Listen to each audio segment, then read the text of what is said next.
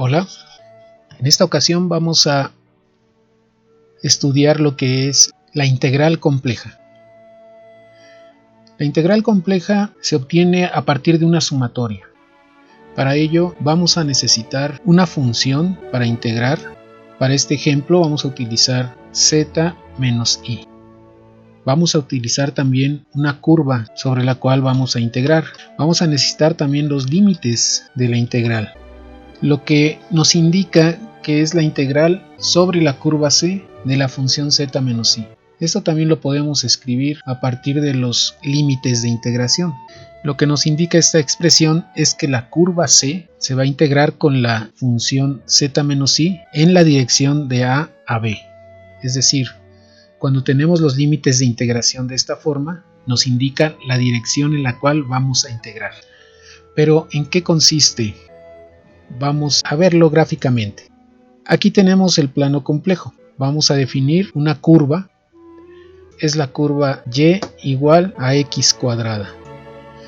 Algo muy importante es señalar que la curva no tiene nada que ver con la función. Una cosa es la curva, otra es la función. Y no es como en cálculo de variable real, en donde la curva es la gráfica de la función. Vamos a definir los extremos de la curva, el punto A y el punto B, teniendo que nuestra integral va a ser hecha sobre la curva C en la dirección de A a B. Lo primero que tenemos que considerar son puntos sobre la curva que vamos a integrar. Comenzamos con el primer punto, que en este caso coincide con el valor de A. Es el punto z mayúscula 0. Vamos a definir un z mayúscula 1, z mayúscula 2, 3, 4 y así hasta n zetas mayúsculas. Podemos ver que z mayúscula n coincide con el valor de B. Vamos a definir a continuación cuerdas sobre la curva. Estas cuerdas van a estar determinadas por los puntos z mayúsculas cuando hagamos la diferencia entre z1 y z0. Aquí, por ejemplo, tenemos la primera cuerda, que no es otra cosa que la diferencia de z1 y z0. Aquí tenemos la segunda cuerda, la tercera, cuarta y así hasta tener n cuerdas. Observen que es la delta de z minúscula y el subíndice. ¿Por qué es que las cuerdas tienen z minúscula cuando están definidas por z mayúsculas? Es porque existen puntos que van a estar subtendidos a estas cuerdas y estos puntos estarán sobre la misma curva. Aquí, por ejemplo, tenemos el punto z1, aquí el z2 y van a estar sobre la curva pero subtendidos debajo de cada cuerda. El punto z3 y este punto puede estar a la mitad como punto medio entre z2 mayúscula y z3 o en cualquier otro lugar, pero nunca coincidiendo con ninguna z mayúscula. Debe de estar en el intervalo. El siguiente punto, z4, y observen ustedes cómo está subtendido. Siempre debe de ser así. Ahora el punto z minúscula n es el último. Teniendo todo esto, podemos definir la integral como el límite cuando el número de cuerdas tiende a infinito. Y vamos a sumar desde 1 hasta infinito el producto de la función evaluada en cada z subtendido multiplicado por su respectiva cuerda. Aquí, por ejemplo, tendremos que evaluar z menos i en z1 y multiplicarlo por esta cuerda. Para quienes recuerdan la integral definida en variable real, verán una similitud muy grande con la suma de Riemann. El concepto es muy parecido. Esta es entonces la integral compleja. Y ahora vamos a implementarla en la hoja de cálculo. Vamos a calcular la integral compleja utilizando una hoja de cálculo. En primer lugar definiremos el valor de n desde 0, de 1 en 1 como valor entero que es. Vamos a calcular 100 cuerdas. Nuestra integral entonces se va a aproximar al valor verdadero porque el valor de n en la definición tiende a infinito, pero en la práctica nosotros vamos a hacer que n sea igual a 100. Tenemos un valor finito, pero un número suficiente de cuerdas para obtener una buena aproximación del valor de la integral. En primer lugar, necesitamos los valores de z mayúscula n. Tiene un valor real que es xn y un valor imaginario yn. Estos van a ser el valor de entrada. De hecho, yo voy a tener que elegir si el valor de x va a ser el de entrada o el de y. Si elijo el valor de x, entonces y depende de x. Y en la curva podemos ver que efectivamente y depende de x, porque y es x cuadrada. Así que me conviene tomar el valor de x como el valor de entrada.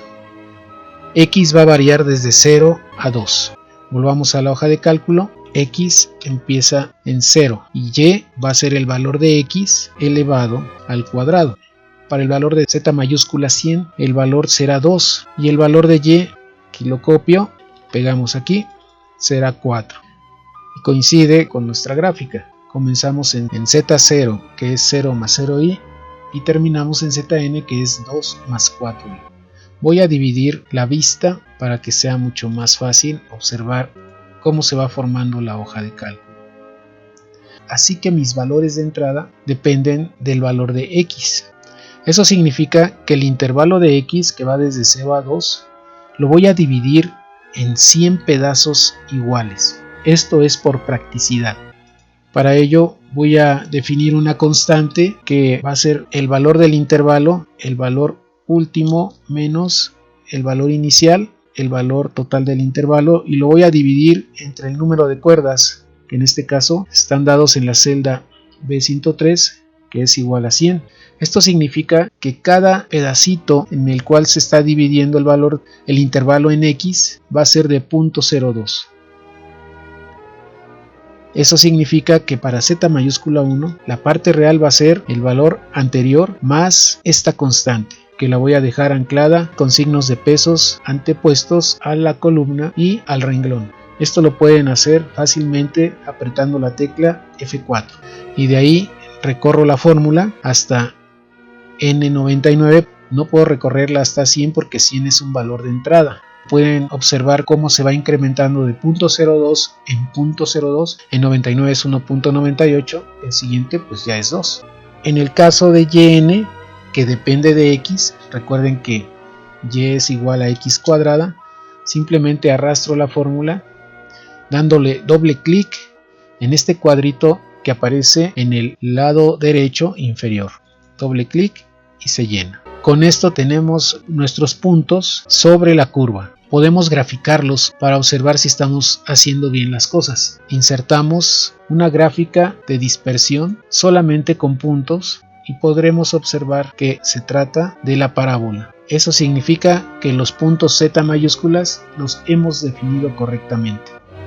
Hay que observar cómo en la parte baja de la curva los puntos están más cerca que en la parte de arriba. Eso es por la curvatura del contorno. Ahí está bien definida nuestra curva. De acuerdo a nuestra gráfica, tengo que definir las cuerdas.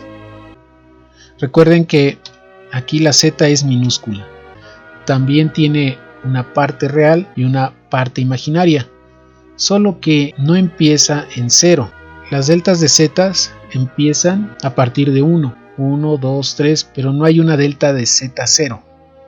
Estos valores los voy a poner en un color gris porque allí no hay valores para delta de z. Tiene una parte real, delta xn, y una parte imaginaria, delta yn. ¿Cómo se calculan? Simplemente hago la diferencia entre x1 y x0. En el caso de y es igual, así que recorro. Ahora tomo las dos fórmulas y las arrastro y con eso tenemos los valores de las cuerdas en su parte real y su parte imaginaria. ¿Qué más necesitamos? Después de las cuerdas, lo que necesito son los puntos subtendidos, los z minúscula n. Vamos a calcularlos. Zn, una parte real y una parte imaginaria. No hay tampoco valores de z0 minúscula.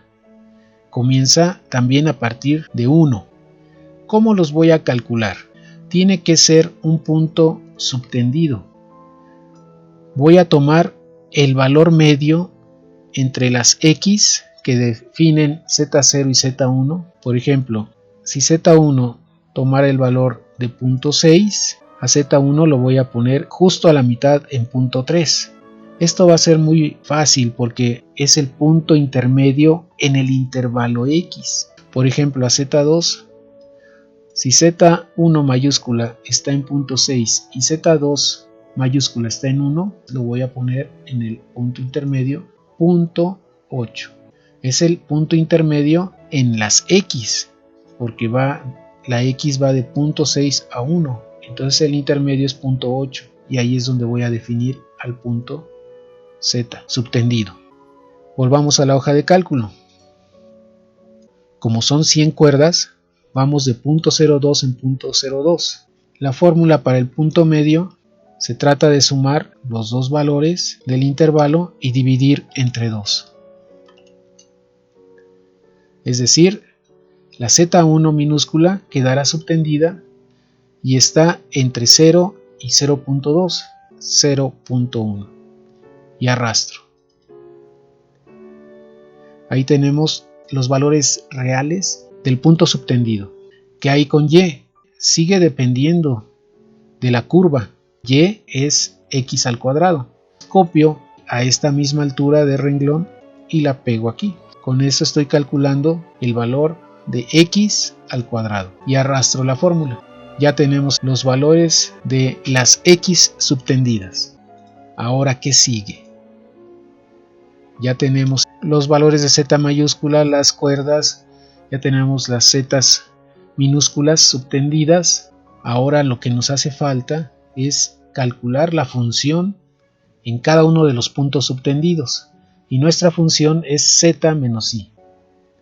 Tiene una parte real y tiene una parte imaginaria. Pues aquí pongo la parte real de la función y aquí la parte imaginaria de la función. ¿Cuál es la parte real?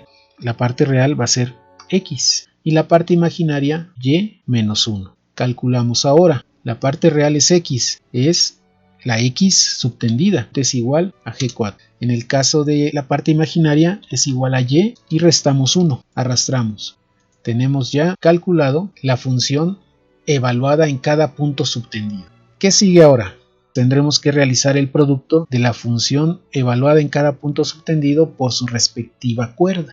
Aquí tenemos el producto, vamos a tener la parte real y la parte imaginaria. Recuerden que vamos a multiplicar la cuerda por la función y sabemos que hay conmutatividad en el producto de números complejos, así que da igual si multiplico f de z por delta de z o delta de z por f de z. Vamos a hacer el producto en el orden de delta de z por f de z por practicidad. Recordemos cómo se multiplican dos números complejos.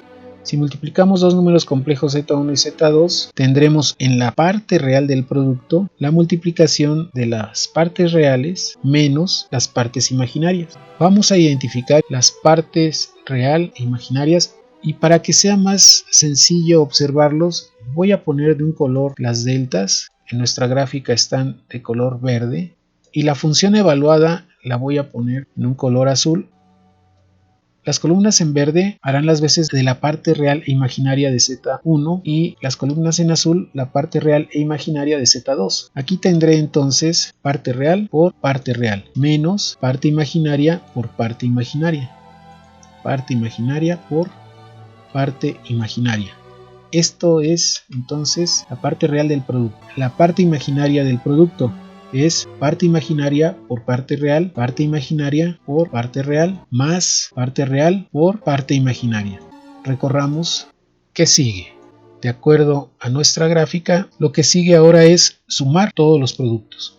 Vamos a sumarlos utilizando el botón de autosuma, que suma inmediatamente toda la columna de valores, tanto real como imaginaria.